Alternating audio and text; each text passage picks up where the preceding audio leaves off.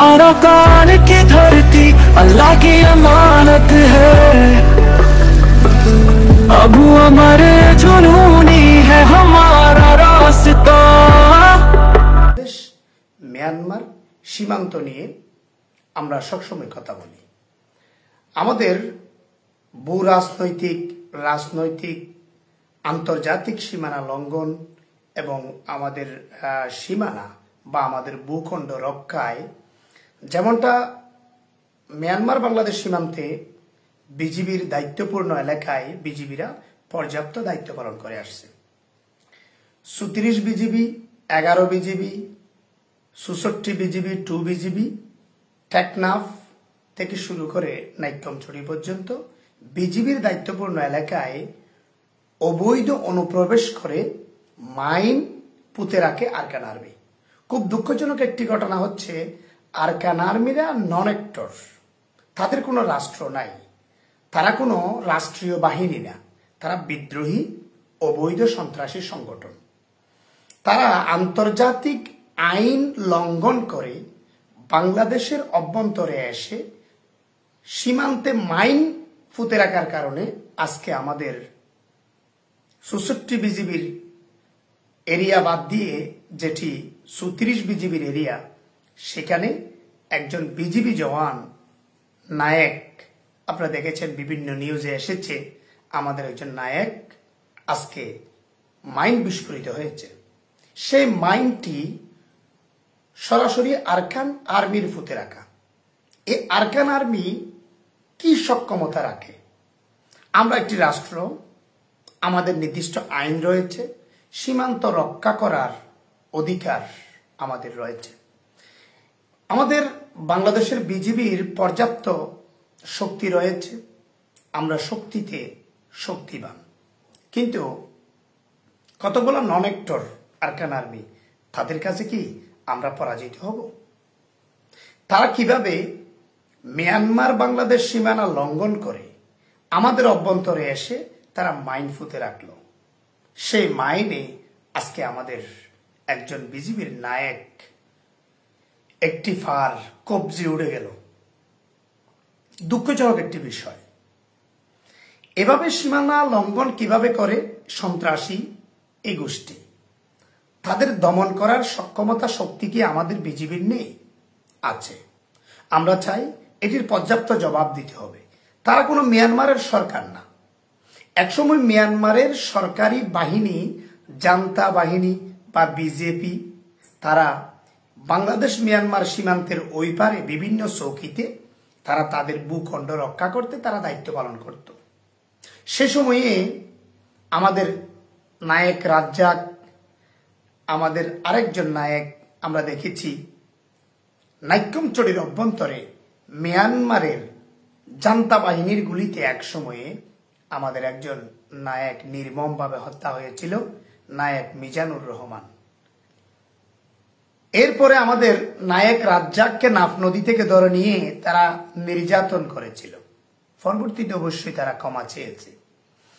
এরপরেও মিজানকে হত্যা করার পরেও, নায়েক রাজ্জাককে ধরে নেওয়ার পরেও মিয়ানমার আমাদের পার্শ্ববর্তী রাষ্ট্র হিসেবে বাংলাদেশ সরকার বিগত সময়ে মিয়ানমার থেকে পালিয়ে আসা যে সমস্ত জান্তা বাহিনী আমাদের দেশে আশ্রয় নিয়েছিল তাদেরকে আশ্রয় দিয়েছে এবং তাদেরকে বাংলাদেশের কক্সবাজার জেলার ইনানি নওগাঁটি থেকে তাদেরকে সুস্থভাবে মিয়ানমার রাজ্যে ফেরত পাঠিয়েছে। অন্তত এই সহানুভূতিটা বাংলাদেশে মিয়ানমারের সাথে দেখিয়েছে। কিন্তু মিয়ানমার বিনিময়ে আমাদেরকে 13 থেকে 14 লক্ষ রোহিঙ্গা আমাদের মাথার উপরে, গাড়ের উপরে চাপিয়ে দিয়েছে। রোহিঙ্গাদের এখনো কোনো সংকট সমাধান করেনি। 9 বছর পেরিয়ে গেলেও রোহিঙ্গাদেরকে সুস্থ সংকট সমাধানে মিয়ানমার এখনো রোহিঙ্গাদের ফিরিয়ে নেয়নি। ফিরিয়ে নেওয়ার কথা বলেছে, কিন্তু সবগুলা হচ্ছে নাটক আর তালবাহানা। এর মধ্যে আরকান আর্মি নামের সন্ত্রাসী আরেকটি বিদ্রোহী গোষ্ঠী রোহিঙ্গাদের খালি জায়গা, যেগুলা রোহিঙ্গারা ফেলে চলে আসছে, সেই জায়গাগুলো দখল করে আরাকান স্টেটকে রাখাইন স্টেট তৈরি করার জন্য আরাকান আর্মিরা তুমুল যুদ্ধে পড়েছে।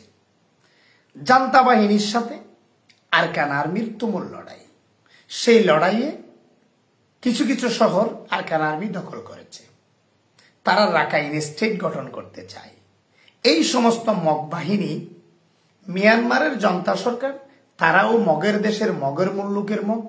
অন্যদিকে আরাকান আর্মি নামের এই সন্ত্রাসীগুলো ভারত, আসাম, ত্রিপুরা, মিজোরাম, কিছু কিছু খাগড়াছড়ি, রাঙ্গামাটি, বান্দরবন এই সমস্ত এলাকা থেকে সংগঠিত হয়ে তারা আরাকান আর্মি গঠন করেছে। আরাকান আর্মির দীর্ঘ পরিকল্পনা, তারা মিয়ানমার আরাকান রাজ্যটি দখল করে পরবর্তীতে আমাদের খাগড়াছড়ি, রাঙ্গামাটি, বান্দরবন এটি দখল করে তারা একটি রাখাইন স্টেট তৈরি করবে। সেভাবেই তারা পরিকল্পনা করেছে আগে থেকে। সেই পরিকল্পনা বাস্তবায়ন করতে তারা তুমুল যুদ্ধ মিয়ানমারের সাথে চালিয়ে যাচ্ছে। এর মধ্যে আমাদের সাথে তারা দুর্ব্যবহার করতেছে। আমাদের সীমানা লঙ্ঘন করে গুমদুম থেকে একেবারে 41-40 পিলার, যেখানে 41 পিলার 40 পিলার, সে মাঝামাঝি মাইন বিস্ফোরণ হলো। সেই মাইন বিস্ফোরিত হয়ে আমাদের বিজিবির নায়ক পা উড়ে গেল। আজকে 12 অক্টোবর 2025 ইংরেজি। আজকে 12 তারিখে এই যে একটি বিজিবির পা উড়ে গেল, একটা নন অ্যাক্টর সন্ত্রাসী গোষ্ঠীর ফুতে রাখা মাইনে, তা আমরা কি সক্ষমতা রাখি না তাদেরকে আক্রমণ করতে? তারা যে সীমানা লঙ্ঘন করে আমাদের দেশে এসে মাইন ফুতে রাখা, এটি বিরাট এক হুমকি। একটা নন অ্যাক্টর সন্ত্রাসী যারা এখনো রাজ্য স্বাধীন করতে পারেনি, রাজ্য ঘোষণা করতে পারেনি, স্বাধীন হয়ে উঠতেই পারেনি, স্বাধীনতার ধরাছোঁয়ার বাইরে তারা এখনো পর্যন্ত পূর্ণ স্বাধীনতা তারা অর্জন করতে পারবে, সেরকম সক্ষমতা শক্তি এ সমস্ত আরাকান আর্মির হাতে নেই। সেই সক্ষমতা না থাকা, বিমান না থাকা, হেলিকপ্টার না থাকা একটা বিদ্রোহী গোষ্ঠী আমাদের স্বাধীন সার্বভৌম রাষ্ট্রের সীমানা লঙ্ঘন করে আমাদের এই পারে মিয়ানমারের থেকে এসে তারা মাইন ফুতে রাখলো। সেই মাইনে পা গেল আমাদের বিজিবির নায়কের। দুঃখজনক বিষয়। তাদেরকে হামলা করলে এখন বিশ্ববাসী তো কিছুই বলবে না। নন অ্যাক্টর সন্ত্রাসী, না মিয়ানমার কিছু বলবে, না আদার রাষ্ট্র কিছু বলবে। আমরা আমাদের ভূখণ্ড রক্ষা করতে এই সমস্ত আরাকান আর্মিকে জবাব দিতে হবে। আমি মনে করি বিশেষভাবে এই সমস্ত আরাকান আর্মি নামের নন অ্যাক্টর সন্ত্রাসীদের উপযুক্ত জবাব দিতে হবে। সীমানায় কিভাবে তারা মাইন ফুতে রাখে? তাদের তো কোনো স্বাধীন রাষ্ট্র নেই, তারা বিদ্রোহী। মিয়ানমারের সাথে তো আমাদের ঝগড়া নয়। এখন মিয়ানমারও চাচ্ছে, মিয়ানমারের জান্তা বাহিনী বর্তমানে আরাকান আর্মি নামের এই সন্ত্রাসীদের সাথে লড়াই চালাচ্ছে সন্ত্রাসীদেরকে খতম করতে। তারা যে কোনো ভাবে সন্ত্রাসীদেরকে খতম করে আরাকান ফুন্দ্রাই আবারও উদ্ধার করবে। কার কাছ থেকে? এই সমস্ত নন অ্যাক্টর সন্ত্রাসীদের কাছ থেকে। সেই নন অ্যাক্টর সন্ত্রাসীরা বাংলাদেশের অভ্যন্তরে হুমকি দেওয়া এটি সামান্য বিষয় নয়। বিশ্বর দিকে আমরা তাকালে দেখা যায় আফগানিস্তান, অন্যদিকে পাকিস্তান, সীমানা নিয়ে তুমুল লড়াই হলো। আজকের 1-2 দিনের ব্যবধানে পাকিস্তানের 1 শতাধিক সৈন্য মারা গেছে। অন্যদিকে পাকিস্তান দাবি করছে আফগানিস্তানের প্রায় 2 শতাধিক সেনা মারা গেছে। এই যে একে অপরের মারা যাওয়ার দাবি করলো শুধুমাত্র সীমানা রক্ষা বা সীমানার বিষয় নিয়ে। তো আমরা আমাদের ভূখণ্ড রক্ষা করার জন্য কেন আরাকান আর্মিকে মারতে পারবো না? আরাকান আর্মি নন অ্যাক্টর সন্ত্রাসী একটি গোষ্ঠী, তাদের কোনো রাষ্ট্র নেই, কিছু নেই। তারা যদি আমাদের সীমানা লঙ্ঘন করে মাইন পুঁতে রাখে, তাদের উপযুক্ত জবাব দেওয়া আমাদের খুবই প্রয়োজন। আমরা সেটাই মনে করি, আমাদের সেটা জানান দিতে হবে। তারা আমাদের এখানে মাইন পুঁতে রেখে আমাদেরকে যে জানান দিল তারা শক্তিশালী, তারা বাংলাদেশকে মানে না, তারা বাংলাদেশের সীমানাকে মানে না, বা বাংলাদেশ থেকে কোন রোহিঙ্গা তাদের দিকে ঢুকবে সেজন্য তারা মাইন পুঁতে রাখছে। এটি তাদের একটা তুকমা, এটি তাদের একটা নতুন পরিকল্পনার আরেক কাহিনী। এই আরকান আর্মি ছোট্ট ছোট্ট কতগুলা চৌকি, যখন যাবেন দেখা যাবে গুন্দুম থেকে তম্বুরু পর্যন্ত মাত্র 4 কিলোমিটার এলাকায় তাদের 8টি চৌকি রয়েছে আরকান আর্মির। সেগুলা মাত্র প্লাস্টিকের, উপর থেকে সনের ছানি নয়তোবা পাতার ছানি দিয়ে তাদের তৈরি করা ছোট্ট ছোট্ট চৌকিতেই তারা অস্ত্র নিয়ে বসে আছে। সেই নন অ্যাক্টররা আমাদের স্বাধীন সার্বভৌম রাষ্ট্রে মাইন পুঁতে রাখছে।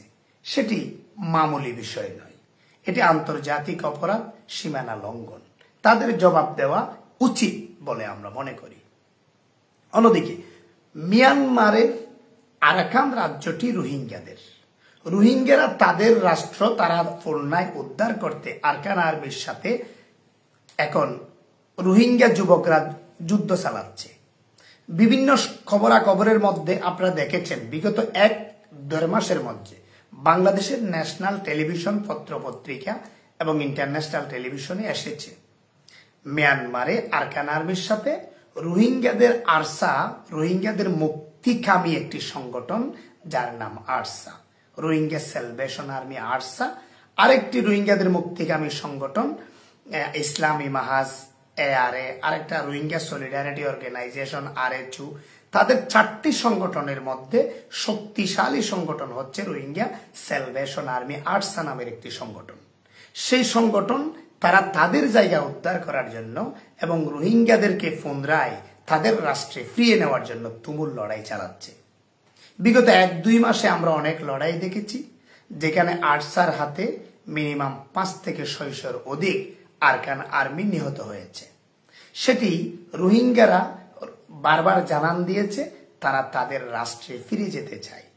তারা আর অন্যের দেশে ভর করে থাকতে চায় না। NGOদের দেওয়া রেশমকে তারা অন্য রাষ্ট্রে আর আশ্রয় নিয়ে থাকতে চায় না। তারা তাদের রাষ্ট্রে চলে যেতে চায়। তারা তাদের রাষ্ট্রে চলে গিয়ে তারা তাদের সক্ষমতা জানান দিয়ে তারা তাদের রাষ্ট্রকে পুনরায় উদ্ধার করবে। এমনভাবে কাজ করার জন্য রোহিঙ্গা মুক্তিকামী সংগঠনগুলা লড়াই চালিয়ে যাচ্ছে। ইতিমধ্যে তাদের লড়াই একাধিক খবরে আমরা দেখেছি। রোহিঙ্গারা চায় বাংলাদেশ থেকে ফিরে যেতে। তারা তাদের যে নিপীড়ন নির্যাতন তাদের উপর হয়েছিল, গাম্বিয়া একটি মামলা চালাচ্ছে রোহিঙ্গাদের পক্ষে। ICJ ইন্টারন্যাশনাল ক্রিমিনাল কোর্টে রোহিঙ্গাদের গণহত্যা, ধর্ষণ, নির্যাতনের উপরে গাম্বিয়া বাদী হয়ে রোহিঙ্গাদেরকে সামনে নিয়ে একটি মামলা করেছে। সেই মামলার আলুর ফাঁদ এখনো দেখা যায়নি। তবে রোহিঙ্গাদের ফিরিয়ে নেওয়ার কথা বলে মিয়ানমারও ফিরিয়ে নেয়নি। এর মধ্যে আরকান আর্মি নামের এই সন্ত্রাসীরা নতুনভাবে নিপীড়ন করে 2017 থেকে আসা 16 লক্ষ 15 লক্ষ রোহিঙ্গা আমাদের থেকে এখনো মুভ করে ফিরে যায়নি। তার মধ্যে 2024 সালে আবারও 1,60,000 থেকে 1,70,000 রোহিঙ্গা আরকান আর্মির নিপীড়ন নির্যাতন সহ করতে না পেরে প্রাণ বাঁচাতে বাংলাদেশে পালিয়ে আসে। তারাও ফিরিয়ে যায়নি। এভাবে বাংলাদেশে রোহিঙ্গাদের দল আসতেছে কোনোভাবে সে সংকট সমাধান হচ্ছে না। রোহিঙ্গাদের এই সংকট সমাধানে রোহিঙ্গা যুবকদেরকে তাদের রাষ্ট্রে চলে যাওয়া উচিত এবং রাষ্ট্র দখল করা দখলদার বাহিনী আরকান আর্মিকে তাড়িয়ে দেওয়া তাদেরই কাজ। রোহিঙ্গাদের অসংখ্য যুবক রয়েছে, তারা তাদের সক্ষম অনুসারে তারা তাদের রাষ্ট্রে চলে যাওয়ার জন্য তারা কাজ করতে পারে, সেটাতে তাদের অধিকার আছে। আমাদের সেটা দেখার বিষয় না। আমাদের দেশের ভূখণ্ডে রোহিঙ্গারাও যদি কোনো অস্ত্র চালায় বা রোহিঙ্গারাও যদি কোনো অস্ত্র নিয়ে আসে, তারা আমাদের দেশের জন্য অপরাধী। আমরা তাদেরকে রোহিঙ্গা শরণার্থী এবং রোহিঙ্গারা যে কষ্টে পড়ে প্রাণ বাঁচাতে তারা আমাদের দেশে এসেছে সেটাই আমরা দেখেছি। তারা তাদের রাষ্ট্রে চলে যেতে চায়। তারা যদি মিয়ানমারের অভ্যন্তরে গিয়ে আরকান আর্মির সাথে লড়াই চালায়, তাতে আমাদের কোনো বাধা বা আমাদের কোনো কথাই নাই, কারণ সেটি তাদের অভ্যন্তরীণ বিষয়। আমাদের রাষ্ট্রের অভ্যন্তরে তারা যদি অপরাধ করে আমাদের কাছে তারা অপরাধী, কিন্তু তাদের রাষ্ট্রে মিয়ানমারের ওই পারে গিয়ে যদি তারা লড়াই চালায় তাতে আমাদের কোনো আপত্তি নাই, কেন সেটা তাদের রাষ্ট্র, তাদের অধিকার আছে, তাদের জন্মভূমি, বাটি ভিটে, তাদের মাটি ভিটে বাড়ি সবকিছুই তাদের। তাদের ভিটেমাটি উদ্ধারের জন্য তারা পুনরায় লড়াই চালানোর সক্ষমতা অধিকার তাদের রয়েছে। আন্তর্জাতিক যে অপরাধ তাদের উপর হয়েছে, সে অপরাধের বিচারের আলোর পথ যখন রোহিঙ্গারা দেখতেছে না, রোহিঙ্গারা এখন বুঝতে পারছে অন্যের রাষ্ট্রে বসে আইএনজিও এনজিওদের রেশম খেয়ে তারা আর অন্য রাষ্ট্রে থাকতে চায় না। তারা চায় ফিরে যাবে, তারা চায় তাদের রাষ্ট্রে যাবে, সেজন্য তারা লড়াই চালাচ্ছে। সেটি আমরা স্পষ্ট দেখতেই পাচ্ছি। যেখানে রোহিঙ্গা স্যালভেশন আর্মির সাথে আরকান আর্মি নামের সন্ত্রাসীরা বর্তমানে ফেরে উঠতে পারছে না। ইতিমধ্যে রোহিঙ্গা স্যালভেশন আর্মির হাতে অনেক আরকান আর্মি নিহত হয়েছে। যেখানে একটি বিদ্রোহী গোষ্ঠী রোহিঙ্গা সশস্ত্র মুক্তিগামী সংগঠনের সাথে ফেরে উঠতে পারতেছে না, তারা আমাদের রাষ্ট্রে এখানে এসে মাইন ফুতে রাখে। এটি আন্তর্জাতিক অপরাধ, সীমানা লঙ্ঘন, এবং তাদের জবাব দেওয়া উচিত। তারা কেন মাইন ফুতে রাখলো? সেখানে কাঁটাতারের বেড়া রয়েছে, কাঁটাতারের বেড়ার ওই পারে মিয়ানমার আর এই পারে বাংলাদেশ, মাঝখানে কাঁটাতারের বেড়া। সেই কাঁটাতারের বেড়া ফেরিয়ে আমাদের রাষ্ট্রের ভূখণ্ডে নোম্যান্স ল্যান্ডের এই পারে এসে তারা যে মাইন ফুতে রাখলো, যেখানে বিজিবিরা টহল দেয়, মিয়ানমারের কাঁটাতারের সাথে বাজানো ওই পারে আমাদের কোনো বাহিনী বা আমাদের কোনো সীমান্তরক্ষী এই পর্যন্ত যায়নি। তারা দেখা যায় কাঁটাতারের ওই পারে কাঁটাতারের সাথে গ্যাসানু তাদের যে হাঁটার রাস্তা, সেখানে দিন দুপুরে আরকান আর্মিরা ডিউটি করে। সেখানে তো কোনো মাইন আমাদের পক্ষ থেকে ফুতে রাখা হয়নি, বা আমরা আন্তর্জাতিক আইন লঙ্ঘন করে সীমান্তের ওই পারে আমাদের বিজিবিরা যায়নি। কিন্তু তারা কিভাবে গোপনে রাত্রে এসে বা দিনে এসে গোপনে আমাদের অভ্যন্তরে মাইন ফুতে রাখে? আমরা স্বাধীন সার্বভৌম রাষ্ট্র, এই সমস্ত নন অ্যাক্টর সন্ত্রাসীদের দাঁত ভাঙ্গা জবাব দেওয়ার শক্তি বাংলাদেশের রয়েছে, কিন্তু এটা দেওয়া উচিত। কেন একটা সন্ত্রাসী গোষ্ঠী, রাষ্ট্রবিহীন একটা সন্ত্রাসী গোষ্ঠী কিভাবে মাইন ফুতে রাখে আমাদেরকে শক্তি জানান দিচ্ছে। তাদের উপযুক্ত জবাব দেওয়া উচিত বলে মনে করি বর্তমান সময়ে। বিজিবি একটা পা চলে যাওয়া খুবই দুঃখজনক। একটা জিনিস দেখা যায়, সীমান্তের মধ্যে এ পর্যন্ত বাংলাদেশের কোনো আঘাতপ্রাপ্ত হয়নি সন্ত্রাসীরাও। এই সন্ত্রাসী আরকান আর্মিরা এ পর্যন্ত বাংলাদেশের পক্ষ থেকে কোনো আঘাতপ্রাপ্ত তারা হয়নি। সেখানে একটি নন অ্যাক্টর সন্ত্রাসীরা আমাদের ভূখণ্ডে এসে আমাদের বিজিবির একজন নায়ক তাদের মাইনে তার ফার কবজি চলে যাওয়া অত্যন্ত দুঃখজনক। তাই এটির জবাব দেওয়া এখনই উপযুক্ত সময়। এ সমস্ত নন অ্যাক্টরদের, সন্ত্রাসীদের জবাব না দিলে তারা আবারও বাংলাদেশের ভূখণ্ডে নানান অপরাধ করে বসবে। দীর্ঘ সময় ধরে মিয়ানমারের এই সন্ত্রাসীরা বাংলাদেশে অবৈধ ইয়াবা দিচ্ছে, অবৈধভাবে আইস ঢুকিয়ে দিচ্ছে। এ সমস্ত আইস ইয়াবা বিক্রি করতে সীমান্তের কিছু দুষ্কৃতকারী চোরাকারবারীদেরকে তারা ব্যবহার করে। অন্যদিকে কিছু রোহিঙ্গা যুবকদেরকে টাকার লোভে ফেলে এই সমস্ত যুবকদেরকে ব্যবহার করে আমাদের বাংলাদেশে তারা অবৈধ ইয়াবা পাচার করে থাকে।